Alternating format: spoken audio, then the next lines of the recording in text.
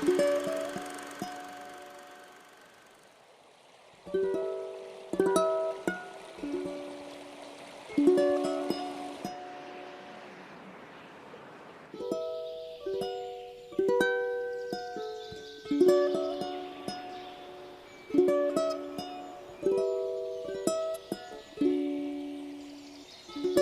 lived here all my life. I was born in Water Street, which is just up the road here, and I've lived here for 58 years.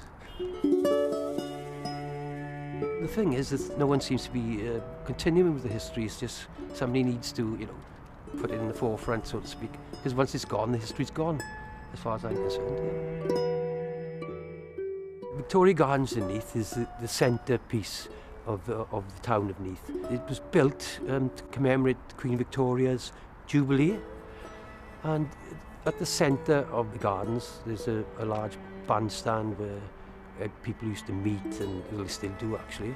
It's quite a lively place in the summer. Everyone goes there to sit and have food and meet people and that. At the Castle Hotel in Neath, well, it's mostly famous, I should imagine, for the inaugural meeting of the Welsh Rugby Union. That was in 1881. And during that meeting, the Welsh Rugby Union was formed on that day. There's been a lot of obviously famous people who stayed in the Castle Hotel. The most famous person of all, I should imagine, is Admiral Lord Nelson. He stayed there on his way to Milford Haven.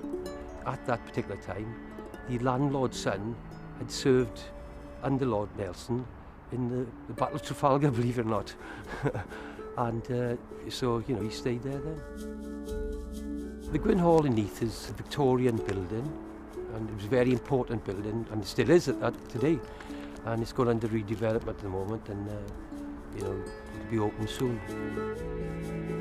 The architect and the builder of the Mechanics Institute was Alfred Russel Wallace, and he came to Neath in the early 1800s. He stayed in Neath, for quite a while, and lived in a cottage in Lantwich, which is just up the road here. After it was built, he left for an expedition in the Amazon for 4 years. He came across this theory of natural selection, and at that time Charles Darwin was working on the same subject, so they collaborated with each other. And then of course Darwin wrote The Origin of the Species, whereas he was the hero and Alfred Russel Wallace was the anti-hero, so to speak.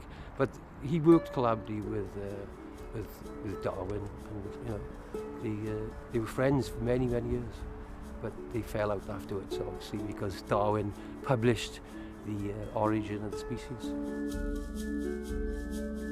Yes, Neath Castle is around about the 14th century Norman castle. If you look at it now, it's just a ruin, but in its heyday, the brickwork was plastered and it was rendered in limestone and water mixed.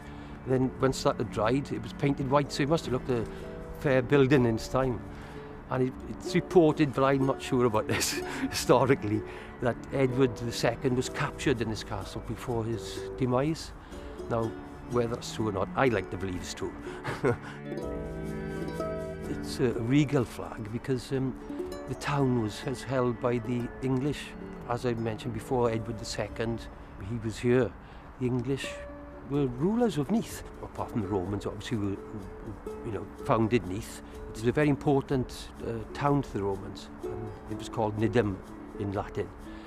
And they built a garrison here that held 2,000 men. And it was only one garrison of 9 in Wales. They stayed here for a couple of 100 years and used the town as a trail down to West Wales. And it's said that this was one of the most important towns, Roman towns.